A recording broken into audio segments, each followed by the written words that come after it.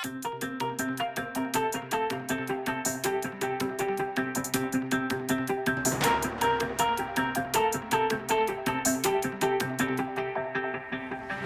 everybody, welcome to the briefing room on this Monday. I'm Devin Dwyer in Washington. Hope you had a great weekend. I'm joined here by Louis Martinez, our Pentagon reporter. Great to have Louis here in person for once. And a lot to talk about today. In fact, the president is out of the country. The vice president is out of the country. Louis, that's kind of a rare occurrence to have both. Who's the in president charge? and vice president. Who's in charge? I guess Nancy Pelosi is the next in line should something really go awry. Right. But obviously the president headed to Vietnam, so a lot to talk about there. But all eyes on the developments over the weekend. I know you've been tracking them as well in Venezuela, where the showdown between President Nicolas Maduro and the opposition leader Juan Guaido has intensified. There were those deadly clashes in the streets along the Colombian border. And Vice President Mike Pence is there today to heap pressure on Maduro to step aside. In fact, he just met with opposition leader Juan Guaido and had this to say to reporters. Take a listen. A very simple message from President Trump, that we are with you 100%. I want to assure you, President Guaido, that the tragic events of this past weekend have only steeled the resolve of the United States of America to stand with you, to stand with freedom-loving people in Venezuela until liberty and democracy are restored. As we continue to bring economic and diplomatic pressure to bear on the Maduro regime, we hope for a peaceful transition to democracy. But as President Trump has made clear, all options are on the table. All options are on the table. That sort of hangs in the air. Louis, you cover the military. The president has talked potentially about using the United States military in Venezuela. That's a huge possibility here. If the president hasn't taken it off the table, that would be quite significant for something to happen. It would be, and it's actually an affirmation of what we heard from Secretary of State Pompeo yesterday, and we heard from interim president of Venezuela, Guaido. He kind of used the same language, too, that the United States might considering all options as well to affect change there inside Venezuela. But I think we need a reality check about what it is exactly the United States military could bring to bear inside Venezuela, and I don't think it's much at all. And we'll get into that in just a second. I also want to bring into the conversation Eli Lopez. He's the global opinions editor at the Washington Post, joins us now live, also a Venezuelan native. Eli, great to see you again. Remind our viewers why the Trump administration all of a sudden cares so much about Venezuela. I think for people trying to follow along here, this may still be a bit of a surprise that there has been so much interest in what's going on in that country. Well, we have to remember that the Venezuelan economy has collapsed. It has created a refugee crisis of unprecedented proportions in the continent. There are over 3 million people that have fled Venezuela over the past years, including 1 million just in Colombia, with the potential to destabilize already a very fragile region. We have also new governments, new sort of right-leaning governments in the region that are very concerned about the situation in Venezuela, both neighboring Brazil and Colombia, with a lot of stake, who have seen the results of the economic collapse and the humanitarian crisis in Venezuela firsthand. So, of course, the opposition has, committed to a strategy of putting the humanitarian crisis and humanitarian aid at the center of this. And the international pressure on Maduro has been really extraordinary. Just in the past month or so, you have the United States recognizing the opposition leader as president, our allies, a number of Western countries doing the same thing. We saw new sanctions today by the United States on some top Venezuela officials. Of course, that aid amassed on the borders ready to go in. How do you read Maduro here? What do you think he's thinking at this point, and how much more pressure is it going to take on him to step down, if at all? Well, that's the question. I feel like Maduro absolutely needs to step down. He has presided over the total collapse of the Venezuelan economy with dire consequences. But, he has been able to hold on because he's propped up by a military that controls a lot of essential elements of the Venezuelan economy. And it's also aligned with armed non-state actors and guerrilla groups, drug trafficking. So, of course, the strategy has been to increase the pressure on the military to maybe flip against Maduro. We haven't seen that. I think the opposition was hopeful that pushing the humanitarian aid and making sort of forcing them to side with them and with the humanitarian aid and not with Maduro will create that fracture. But that didn't happen. So we have, the potential of having a military that's much more indoctrinated and cohesive than previously thought. And I think that's why the prospect of a U.S. military intervention is very dangerous, and it could be very disastrous because you could be facing an enemy that's much more committed. Yeah, there have been some defections we saw over the weekend from the Venezuelan military across into Colombia. But as you said, Eli, not as many perhaps as some had hoped for or expected. Louis, what's the U.S. military posture in the region? The president talks, waves a big stick around here that the U.S. might intervene. But are we positioned to do that? What sort of troops are in the area? Well, the closest troops in the area would be in Colombia itself. Let's not forget that Colombia has had a major drug problem for decades. And so for most of that time, the United States has been trying to help them with that drug interdiction program. So there are about several hundred American troops that are presently in Colombia. And those would be the closest to, those we see would the be map here, the closest position. They would be the closest they're in position to Venezuela. But let's be realistic here. They're not there in a combat role. They're there in an advisory capacity. They're there to assist with the embassy and also to assist in policy making when it comes to drug interdiction. So even though it sounds like a lot, they're there, but they're not a combat presence. Then moving beyond that, we also have several hundred troops in Honduras. Similar deal, but they're also there mostly as a humanitarian relief project as well. But the military reaching out to several of the Central American countries. But that number fluctuates between a couple hundred to maybe 600 or 700 at its peak. And right now, it's at the low end. So nothing imminent, at least, despite the rhetoric. And Eli, to you again, how important is this aid that the U.S. military has helped bring to the Colombian border? You closely have been tracking the situation down there. I mean, how critical is that? And are you confident, as Mike Pompeo said over the weekend, that it is truly humanitarian aid and not something maybe more nefarious like weapons or something of the like? Well, from what I've seen, and I've been following the situation closely, is real humanitarian aid, needed humanitarian aid. But of course, it's not enough humanitarian aid to change the situation significantly inside of Venezuela. It's become a potent political symbol, no question about that. I think the push by the opposition to let it in, it will be a very, very, very big symbolic political admission by, on one hand, Maduro recognizing his disastrous policies have wrought this incredible humanitarian crisis, and the opposition will be seen as, the one who's stepping up to provide. This is the role that humanitarian aid is playing right now. I think everything should be done to get it in, including working with international organizations to maybe separate some of it from the politics. But there's no question that the humanitarian aid is needed. So needed. And Louis, there's been some skepticism about what the United States is doing with that aid. Any evidence that perhaps, given our history in the region of covertly sending arms into these Central American countries under the guise of rice and flour and the like, that there anything that like that is going on here? Not that we're aware of, Devin. For now, I think I'm going to go with what Eli says, that this is strictly humanitarian aid. And they've been very open about it. They put that the warehouse where all these materials are being sent in. They opened it up to press coverage.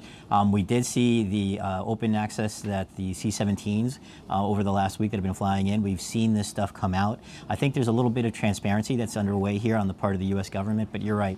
The history of American intervention in the region raises suspicions at multiple ventures. Yeah, but no question that U.S. aid is needed. It's requested. It's sought after by Guaido, and the president very focused on what's going on in Venezuela, so it's sort of interesting. Eli, thank you so much. Eli Lopez with the Washington Post, a Venezuelan native. Appreciate you, sir. Thanks for coming on, sharing your view. Louis Martinez, always great to see you. Great to see you. Thank you. Let's shift gears now a little bit. Speaking of the military and national defense, there is, of course, the big fight underway here in Washington over the president's declaration of a national emergency down on the southern border. Well, today, for the first time, the House of Representatives is going to take a vote to block the president. Our John Parkinson is up on Capitol Hill. He's been tracking the developments today. John, give us the lay of the land on the vote that's going to come tonight and what it will mean when, as expected, they deal a blow to the president. Well, this bill was filed on Friday, and today it's going to go through the House Rules Committee. The big floor vote is actually going to happen on Tuesday afternoon, we think. And right now, it's looking like it's just going to be pretty much Democrats that are voting to support that. We only see one House Republican so far, Congressman Justin Amash of Michigan, and he's the only one that co-sponsored this legislation so far, and really the only House Republican that we've seen express any sort of concerns about the president using his executive authorities to divert this money towards his wall. Yeah, and that's the key there. I think we should remind everybody, John, and help break it down here, that this is likely to pass in the House, maybe even pass in the Senate, but the president, of course, could veto it. At the end of the day, this isn't really going to go anywhere. It's not going to stop the president, but it could be significant, right, if a number of Republicans come out against President Trump on this. That's right. Once the House passes it, we're expecting it to go to the Senate. They'll have like 15 days to consider it up there. It's going to be a privileged resolution, so the Senate can't just, stick this in the stack of bills that they don't consider in divided government. This is something that is actually going to come to the floor for a vote. And we've seen a handful of Republican senators express these concerns over the president reprogramming this money from different projects. And we've also seen this letter. I think that we're ready with some graphics on it.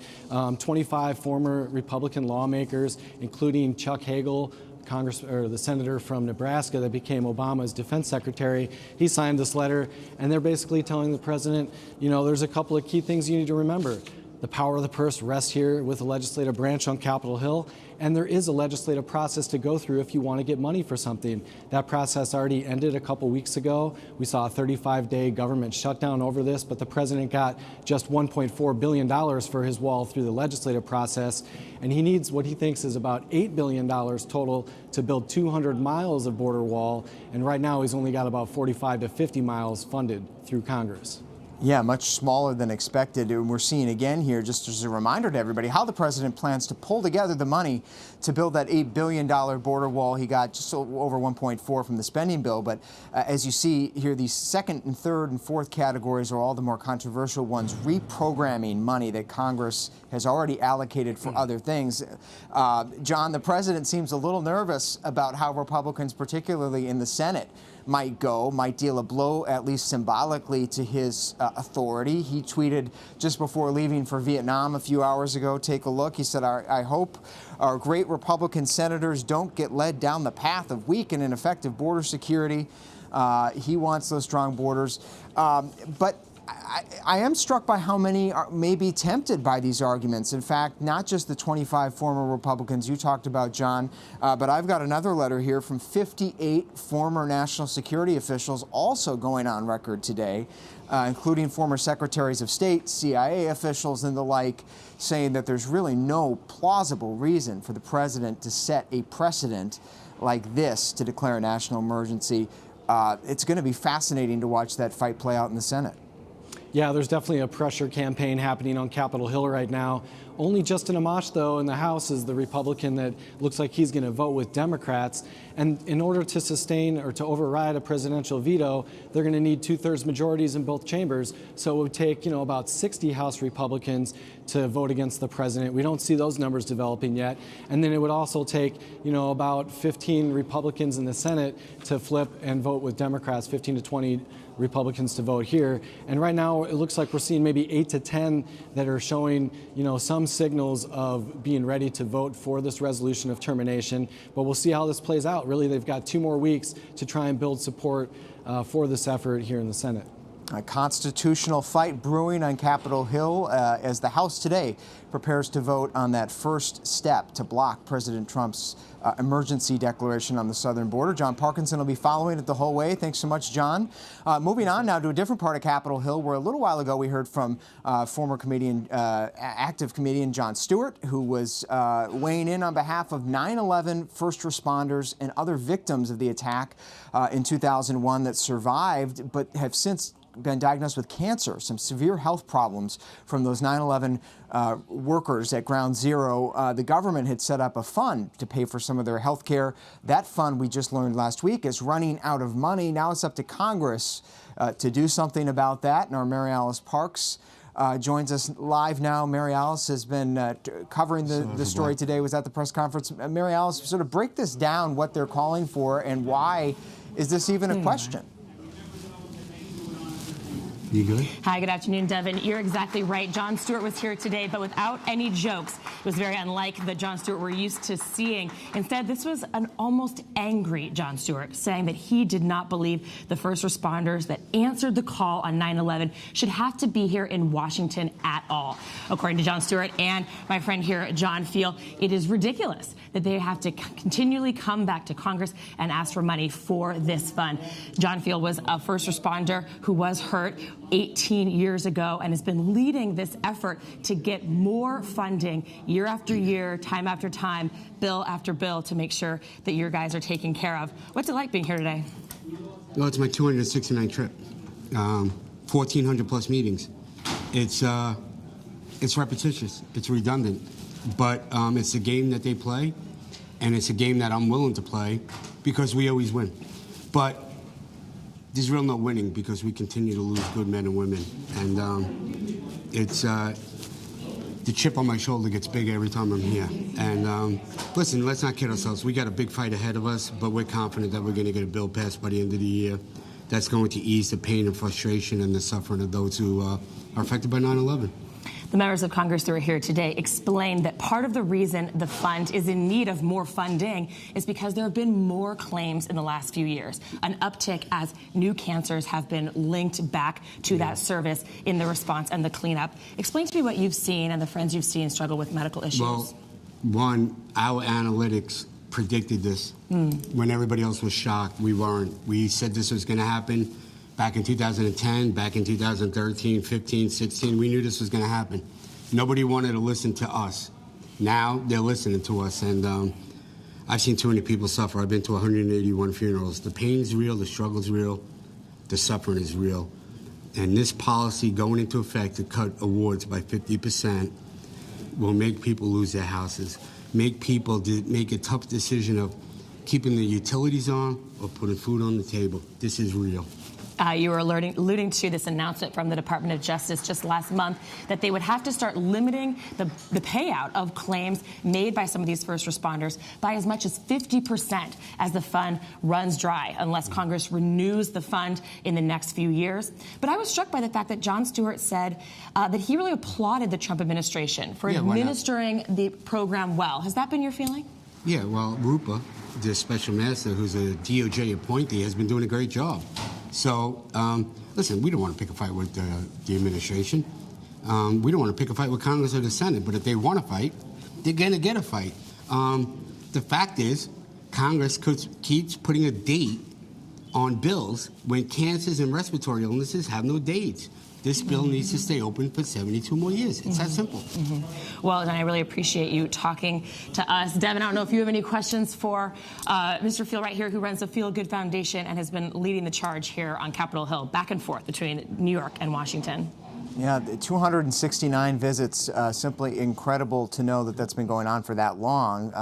Mary Alice, thank you so much for bringing us that report in and for bringing us Jon's story as well. Thanks to you. Shifting gears now to some 2020 news. A couple of nuggets over the weekend as candidates were out on the campaign trail. We're here with our political reporter, Johnny Verhoeven, in a different color sweater today, I should say. The control room is satisfied. Last week it set off the Twitters with a pattern, but this is much more subdued. Johnny, two things caught my eye this morning. Warren Buffett, the billionaire, the Oracle of Omaha, is weighing in. He's a Democrat, of course, through his support behind Hillary Clinton and Barack Obama. So whenever he says something, it's a big deal. And he came out now for the first time and said that he would endorse Michael Bloomberg, a fellow billionaire, former New York City mayor, as a candidate for president. And he also fired a shot across the bow at another billionaire, Howard Schultz of Starbucks. What do you make of this? Yeah, some pretty interesting words from Buffett, who is still a very influential name and voice in Democratic politics. And I think it's interesting because it would be very impactful for someone like Bloomberg to get in this race. You really don't have someone who can sustain himself on his money and his resources like Bloomberg, and who has proven that he can build a pretty potent political operation. He spent over $100 million in the 2018 midterms for candidates, and he was very successful. And where is he in this deciding process? So he is still actively considering it. He was in New Hampshire a couple weeks ago talking with folks up there. There is some chatter, though, that if former Vice President Joe Biden gets in the race, that may change Bloomberg's consideration if he wants to get in. But it's still something he's considering, and he changed his registration officially to a Democrat a couple months ago, so that was a sign. So we're watching Bloomberg. Conventional wisdom is that maybe by the end of April, the field should be set for Democrats. So watching Bloomberg, watching Biden. Another one we're watching, of course, is Beto O'Rourke, the former congressman from Texas, El Paso, Texas. He just raised eyebrows today, sending out a fundraising email, though he's not actually running yet, with an interesting link to a survey. Tell us about that. Right. So he blasted this email out to his big supporter list, basically asking them, like, look, we need to hear from you. We need to hear what issues you're interested in, which obviously gave a lot of the people the impression that he may be gearing up to run for another office again. He could potentially run for U.S. Senate in 2020, but obviously the more speculation is focused on the presidential race. And it'll be very interesting. He's a very now influential, young, aspirational voice in the Democratic Party, and he's one of the biggest question marks still left in the race. And do candidates or wannabe candidates actually get usable data from emails like this? I mean, he just spent time traveling around the country, did a road trip. I'm sure he's got polling organizations and other research groups, but what's the real reason for this email? No, I think that's a good point, and I think it's right to raise that skepticism. I think what this is more about is keeping in that same sort of theme and vein that Beto had during his Senate campaign, which is, look, we want this to be a campaign of the people, a grassroots campaign. So if he does get in, I think you will see him still strive to keep that authenticity. A lot of the live streams that he would do continually throughout the campaign. I think if he gets in the race, I think you can expect to see a lot of keep his name out there. I think the subject line of the email was that Amy and I are making decisions about next steps. Who wouldn't put that open if you're a Beto fan? All right, thanks, Johnny, for that. We'll close out the show today with a look at last night's Oscars in a political moment, a nice moment for civil rights icon and Georgia Congressman John Lewis, who, of course, took the stage to a standing ovation at the Dolby Theater there in Los Angeles as he introduced the Best Picture nominee, The Green Book. He recently said in an interview about that movie, I can bear witness that the portrait of that time and place in our history is very real. He said it's seared in my memory. There's John Lewis on stage last night. Of course, Green Book took home the biggest prize of the night. Best Picture. Need to see that one. Haven't seen it yet, but John Lewis getting a rightful nod from the Academy last night for his part in our history. So kudos to John Lewis. And we should end the show today with a tease of our coverage this week. We have a big week ahead. A lot happening here in Washington, particularly on Wednesday, with the president's former personal attorney, Michael Cohen, testifying for the first time publicly about his relationship. That's all day during the day, Wednesday. And then Wednesday night, we'll have special coverage here on ABC News Live of the president's summit with Kim Jong-un in Hanoi, Vietnam, the second face-to-face meeting. We'll have bring you all the live pictures and the play-by-play of that meeting into the night and overnight on Wednesday. Hope you join us Wednesday into Thursday, and possible press conference by the president as well. Johnny Staying up all night, right? We'll be up all night. Okay. You're going to be here? Talk some politics? We'll talk about you join us on the other side. Yeah, that works. That works. Thanks for watching the Briefing Room today. We're back here tomorrow, 3:30 Eastern Time. Johnny Verhoeven, I'm Devin Dwyer. We'll see you then.